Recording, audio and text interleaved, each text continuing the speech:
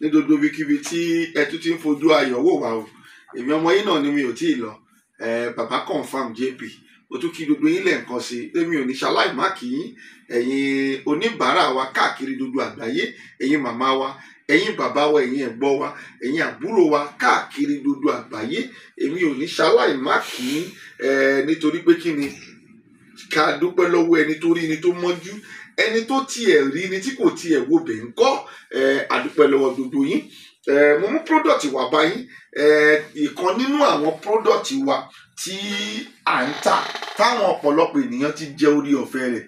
Ìwọ tó bá sì wà dúró tó sì ń wò wá wípé ṣé nàtúrù ni àbí nàláì ni, ó má dúró, má dúró.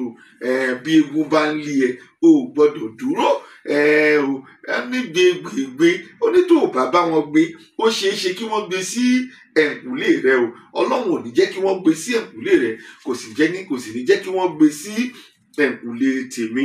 Kí ni mo mú wá fún yín ní alẹ́ yìí? Egbògi Aleko ni mo mú wá o. Fún ẹ̀yin ọkùnrin tí nǹkan ọmọkùnrin yín kì í le dáadáa, pàápàá tó jẹ́ pé tẹ́ ẹ bá ti ṣeré ráǹdì kan ṣoṣo báyìí, ẹ ti lose hope. Onídìí Aleko. Ọkùnrin tó ṣe ráǹdì kan, tó sáré ṣeré ráǹdì kan láàárín 2 minutes. Ẹlòmíràn abẹ dóyàwó rẹ̀.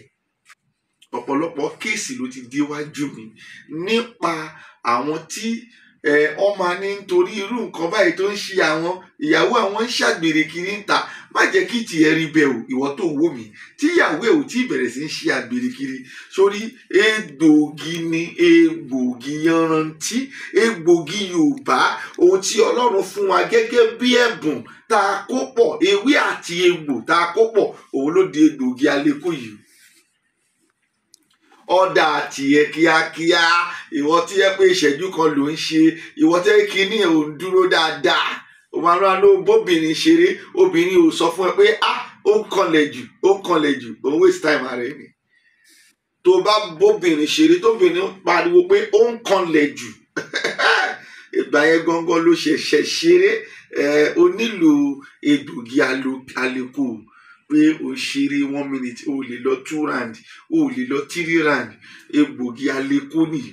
Èyí kì í ṣe wípé àwọn ń ṣe ọ̀rọ̀ ẹ̀fẹ̀ ń bí, àbí èyí kì í ṣe wípé ṣé onígbàgbọ́ náà ló ń sọrú nǹkan báyìí. I am telling you, sex, it is part of religions. Tó bá dẹ̀wọ̀n ẹ̀ kò jẹ́ kí wọ́n tún ẹ̀. Pásítọ̀ ẹ̀ ó ń bá ìyàwó ẹ̀ sùn, ojú yẹn lọ. Ó dẹ̀ gbọ́dọ̀ satisfy yẹ. Tí pásítọ̀ ò bá satisfy ìyàwó ẹ̀, kì í sọ pé ilé wọn máa túká ni. Àbí kí ìyàwó rẹ̀ fúnra ẹ̀ gan kó lọ máa dóko níta, kò jù yẹn lọ. Má jẹ́ kí n tún ẹ̀. Sex, it is part of the religion.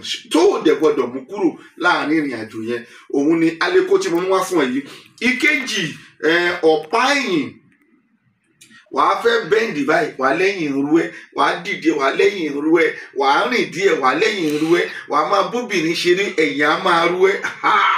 Wo nǹkan míì ti ṣẹlẹ̀ nìyẹn o. Ọ̀tọ̀ ni ọ̀pá ẹ̀yìn, ọ̀tọ̀ ni jẹ̀díjẹ̀dí. Jẹ̀díjẹ̀dí dúró tiẹ̀ láyé, ọ̀tọ̀ ni egbògi jẹ̀díjẹ̀dí. Mo ti polówó ẹ̀ nínú fọ́nrán mi kan. Ìyí ni ọ̀pá ẹ̀yìn, pé ẹ̀yìn ń ru ẹ́ gorogo. Ohun tó máa lò nìyí, kó o tètè ọ̀dà tiẹ̀. Àwọn egbògi méjèèjì jẹ́ egbògi tó jẹ́ pé a ti ní testimony púpọ̀ lórí rẹ̀. Egbògi Aleko àti egbògi ọ̀pá ẹ̀yìn. Tètè ọ̀dà tiẹ̀ o.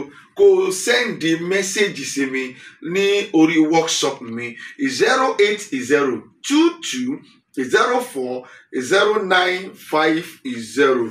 Kó wá fi ọkàn ara ẹ balẹ̀. Kò síbi tó wà tí DHL tí kò ní gbé product wa ìdí ọ̀dọ̀ ẹ̀. America ni, UK ni, Canada ni, Asian country ni, African country ni, gbogbo Europe pátá. Jẹ́ kí n sọ fún ẹ, fọkàn ara ẹ balẹ̀. DHL ó máa gbé product déwájú ilé rẹ ni. Kó fi ọkàn ara ẹ balẹ̀ dáadáa.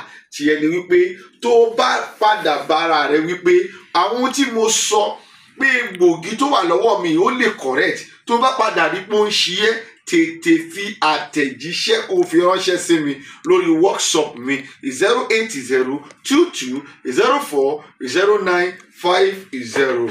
ẹ ṣé gan ni once again ojú òní tì yín mo wá fẹ́ jẹ́ kó bá mi share fídíò yìí gbogbo ọwọ́ tó bá wá padà share fídíò yìí ó ní tọrọ jẹ ó sì ní tọrọ ọmọ pẹ̀lú àṣẹ Èdùmàrè ẹ ṣé gan ni God bless you.